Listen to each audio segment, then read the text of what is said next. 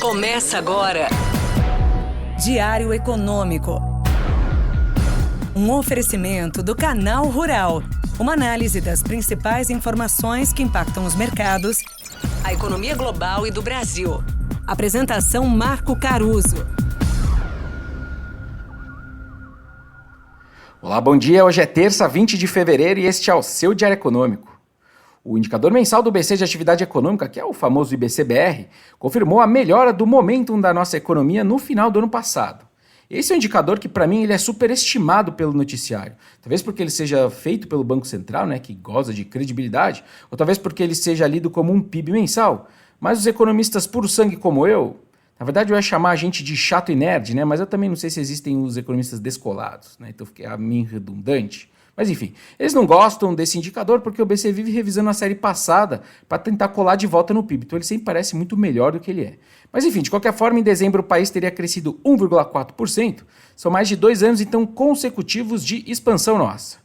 E fazendo um deparo entre o PIB e o IBC-BR, isso significaria que o país teria crescido 0,2% no quarto trimestre do ano passado sobre o terceiro tri. Ou seja, a gente pode ter evitado mais uma vez um PIB negativo na margem, que já foi a expectativa da maioria, inclusive da gente, para o quarto tri. O dado faz pouco preço nos mercados e fez menos ainda ontem com o feriado nos Estados Unidos. Na verdade, se a gente olhar a volatilidade do câmbio aqui, que já andava bem baixa, mesmo com tudo que está acontecendo no cenário internacional, se a gente ainda tira o Wall Street, como foi o caso de ontem, aí então foi mais parado ainda. Mas aqui tem um ponto interessante, tá? A volatilidade do nosso real, que explodiu lá na pandemia e ficou bem mais alta do que os nossos pares emergentes, ela vem cedendo desde o final de 2022 e hoje já está de volta àquele nível pré-pandemia e mais em linha com a mediana das outras economias. Se assim seguir, essa é uma dinâmica importante e positiva, por exemplo, para a estabilidade econômica nossa, que ajuda na previsibilidade e no planejamento das empresas. Porque uma vol baixa do câmbio, por exemplo, ela barateia as estruturas de proteção cambial que a gente pode fazer via derivativo como opções. E também ajuda uma parte importante da nossa inflação a se comportar melhor, como é o exemplo ali dos bens comercializáveis que a gente tem com o resto do mundo. Esse ambiente também é ajudado pelas nossas exportações de produtos do agronegócio. Só em janeiro, por exemplo, o agro exportou 12 bilhões de dólares, que é um valor recorde por mês, e fica 15% acima do que a gente viu lá em 2023, que também tinha sido um mês forte. Esse recorde veio tanto pelo aumento do volume exportado de grãos, quanto de açúcar, falando de janeiro.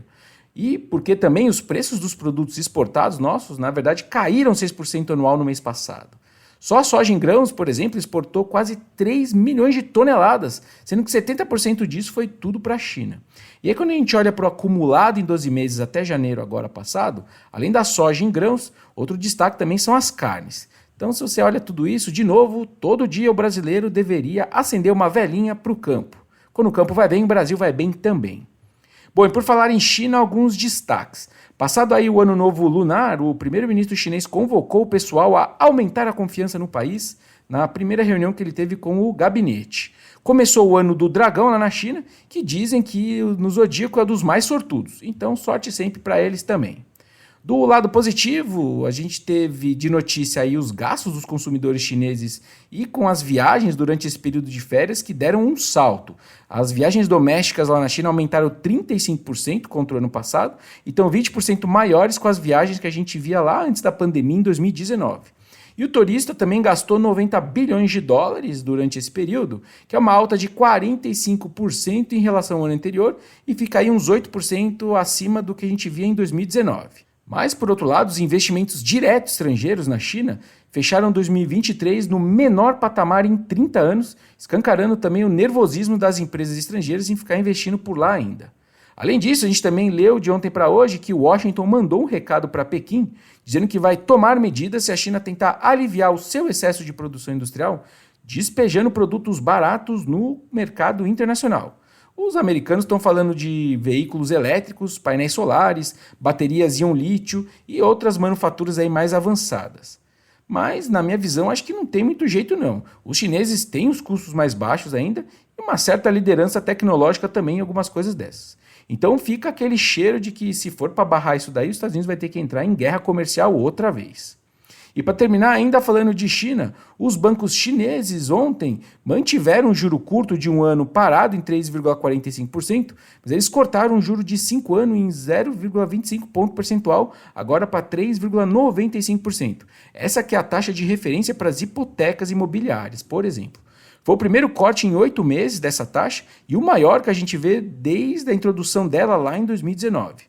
Os analistas que projetam essa taxa não esperavam um corte tão grande dos bancos chineses, sendo que o BC chinês, o Banco Central, no final de semana, não tinha mexido na taxa básica. Ou seja, no frigir dos ovos eles ainda seguem com um approach moderado nos cortes de juros, mas jogando sim algumas boias. Por hoje é isso, turma. Bom dia, bons negócios e sorte sempre. Você ouviu Diário Econômico, um oferecimento do Canal Rural. Uma análise das principais informações que impactam os mercados, a economia global e do Brasil. De segunda a sexta, às 6 da manhã, no Spotify e YouTube.